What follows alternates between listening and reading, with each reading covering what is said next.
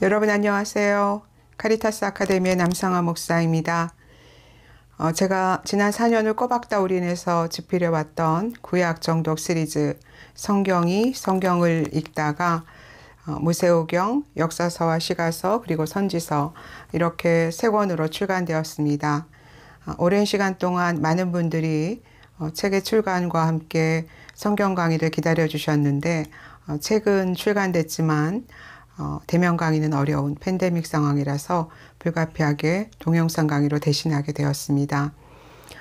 제가 정말 겁도 없이 이 66권의 정독 시리즈라는 정말 고되고 힘들고 그 어려운 난제에 감히 도전할 수 있었던 가장 결정적인 동기는 크게 두 가지였습니다. 첫째는 정독을 위한 한국판 가이드북이 필요하다고 생각했기 때문인데요. 2000년대에 들어오면서 한국교회는 성경 통독의 열풍이 불기 시작했죠.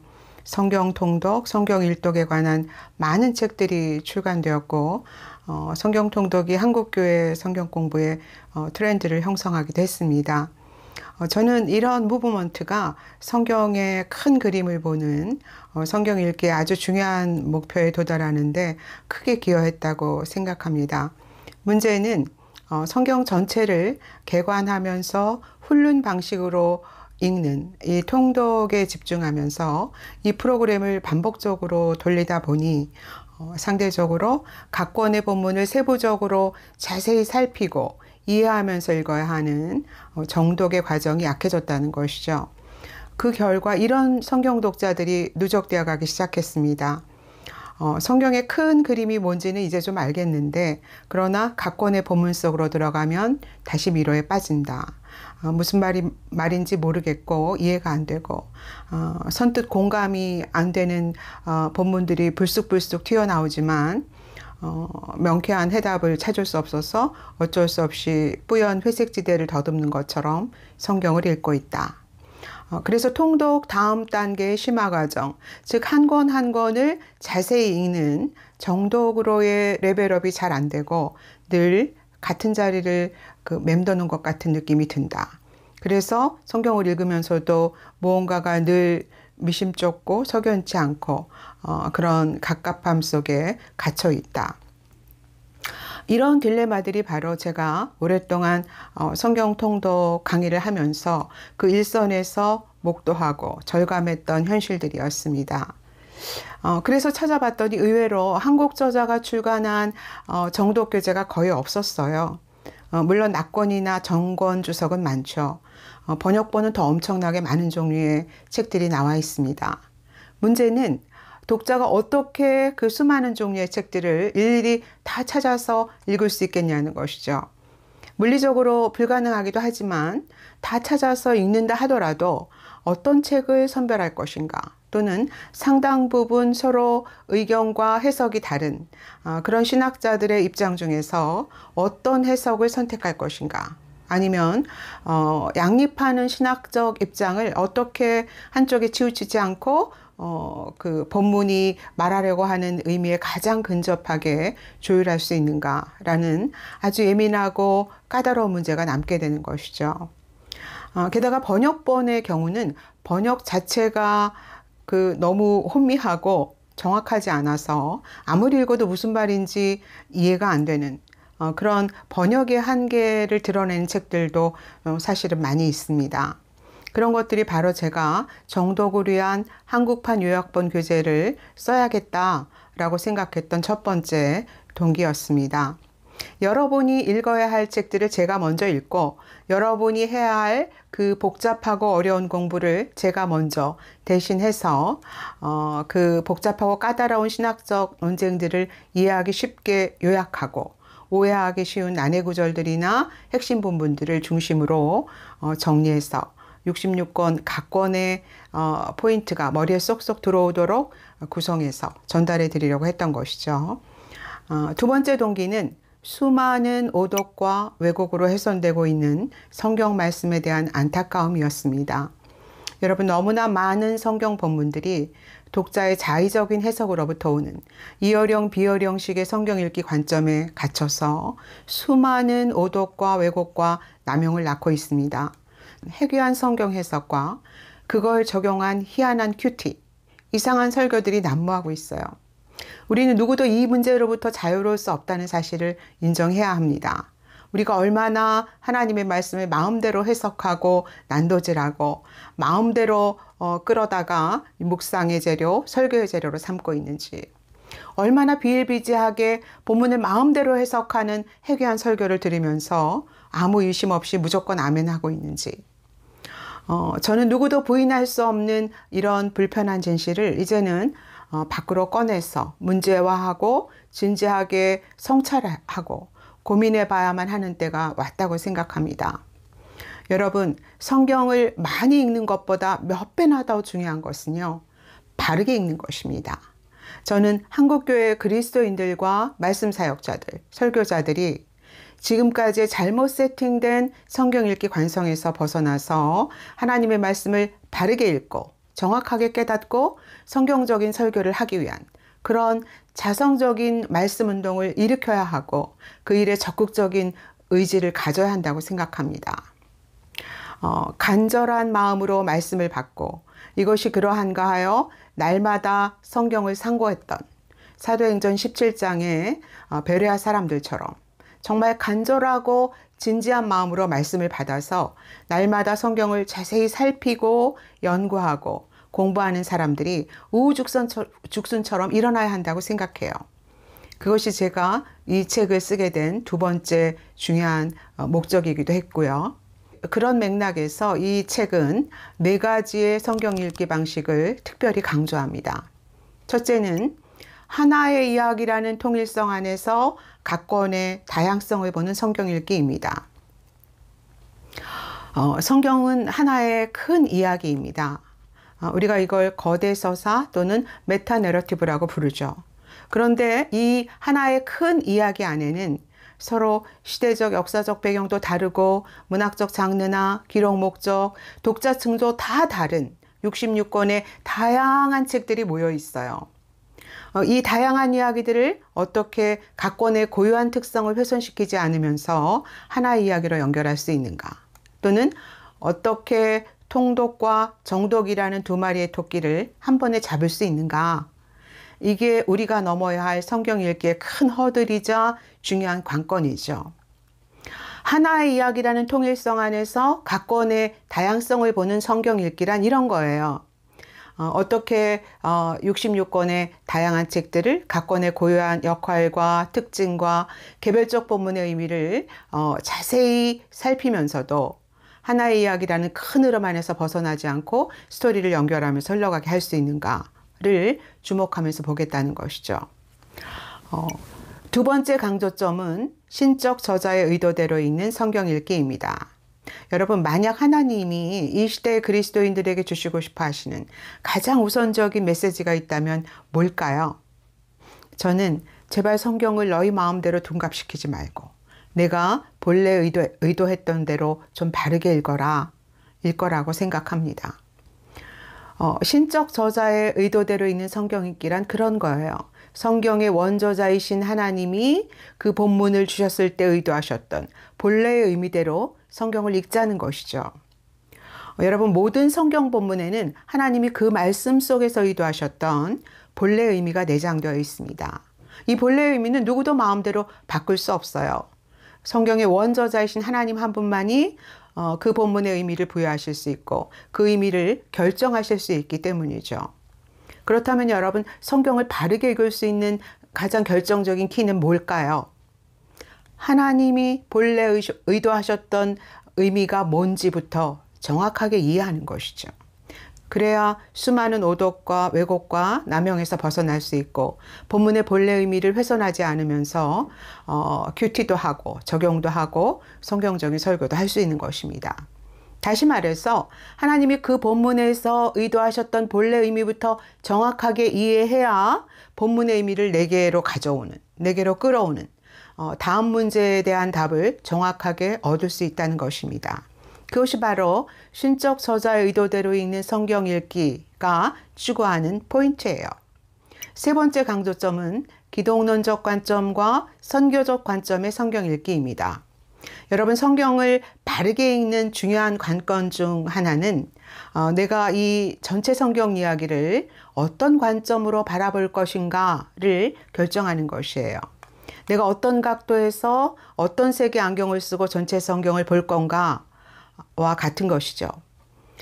기독론적 관점과 선교적 관점의 성경 읽기란 성경 전체를 흘러가게 하는 중심줄기를 그리스도의 이야기, 그리고 그분의 복음이 온 세상에 전파되는 이야기로 보고 성경 이야기가 어떻게 그리스도를 중심에 놓고 그분께 초점을 맞추면서 흘러가는지를 집중적으로 조명하면서 보겠다는 뜻입니다. 그래서 이 책은 주로 그 예수님과 연결되는 구약의 핵심 본문들을 집중적으로 다루고 있죠. 책을 읽어보신 분들은 아시겠지만 유독 예수님 얘기를 많이 합니다.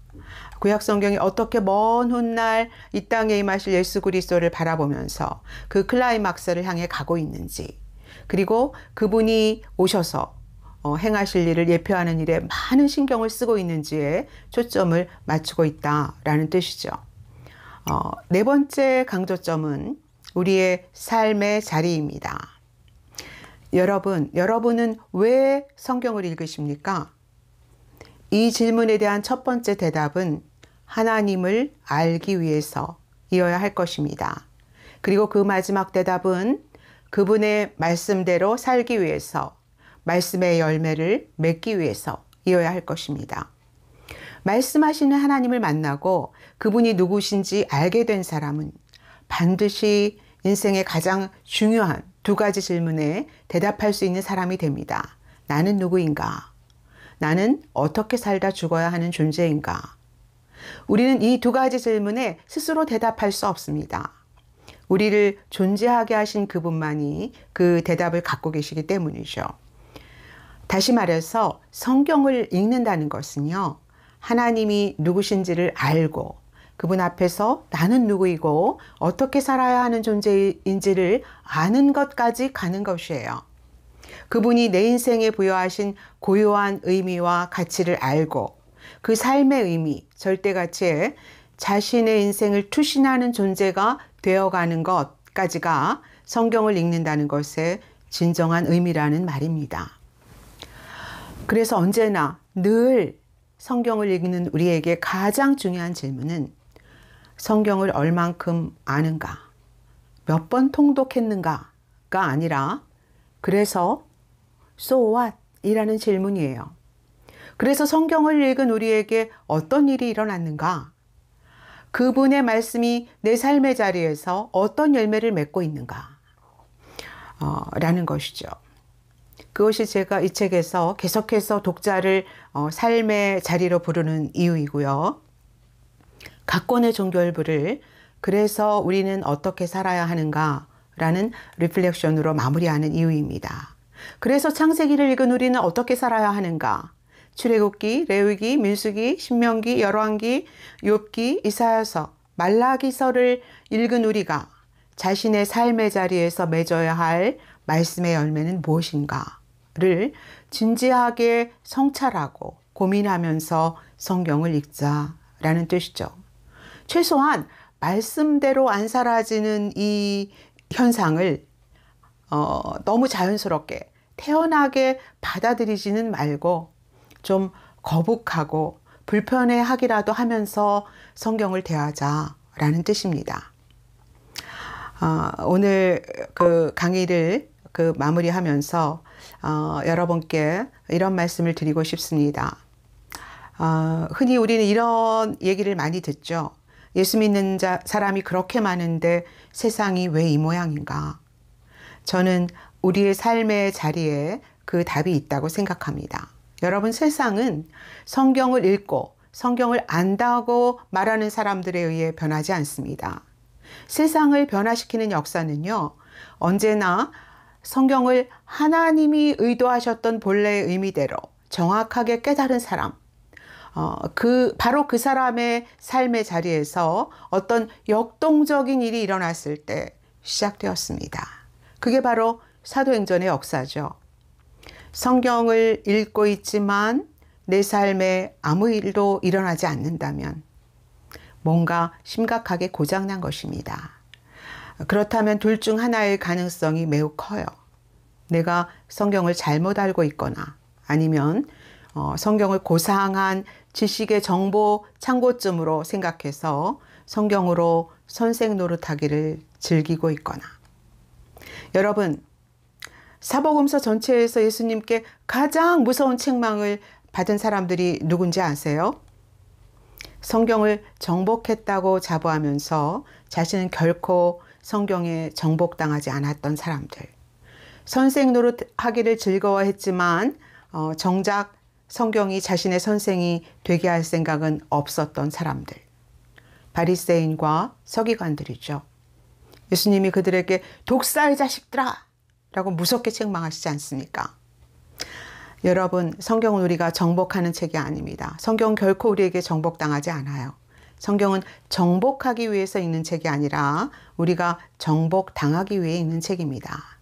우리라는 존재를 사로잡아서 우리의 주인이 되기 위해서, 그래서 주인의 뜻에 합당한 열매를 맺기 위해서 주신 책이에요. 그런 의미에서 오늘 강의는 1권 성경을 바르게 읽기 위한 초대 36페이지를 읽어드리는 것으로 마무리하겠습니다. 너무나 많은 경우 우리는 거울로 자기의 생긴 얼굴을 보고 그 모습이 어떠했는지를 곧 잊어버리는 사람같이 성경을 대합니다. 성경을 공부하거나 가르치는 것은 좋아하지만 성경이 자신을 가르치게 하는 것은 좋아하지 않습니다. 성경이 우리의 죄를 지적하거나 마음의 정곡을 찌르기 시작하면 즉각 자기 합리화라는 능숙한 도구로 자신을 방어하기 시작합니다. 아니면 아예 다른 사람을 책망하는 말씀으로 적용해 버립니다. 그래서 성경을 더 많이 알수록 우리는 더 지혜로운 죄인이 되어갑니다. 성경을 알고도 우리 삶에 아무 열매가 없다면 그것은 우리 안에 잉태된 말씀에 낙태수술을 가하는 것과 같습니다. 너무나 많은 하나님의 말씀들이 해산의 고통을 싫어하는 그리스도인들에 의해 날마다 낙태당하고 있습니다. 성경 연구의 궁극적인 목적은 내가 성경으로 무엇을 하는 게 아니라 성경이 나에게 무엇을 하도록 하는 것에 있습니다. 성경을 몇 번 통독했느냐보다 더 중요한 것은 그래서 그 다음에 나에게 어떤 일이 일어났는가입니다. 성경이 몇 번이나 관절과 골수를 찌르며 내 영혼을 휩쓸고 지나갔는가입니다. 그것이 관건입니다. 예수님은 하나님의 뜻을 알고도 행하지 않는 자들에게 불법을 행하는 자들아 내게서 떠나가라고 말씀하십니다.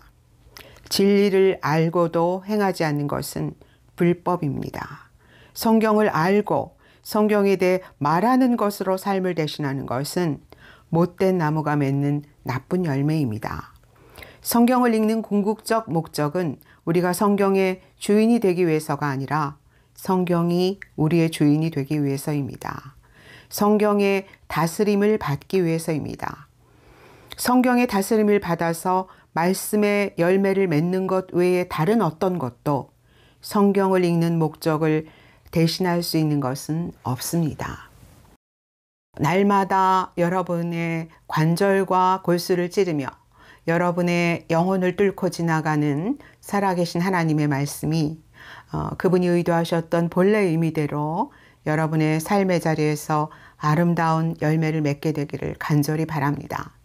여러분은 하나님이 찾으시는 진정한 성경의 사람입니다. 할렐루야.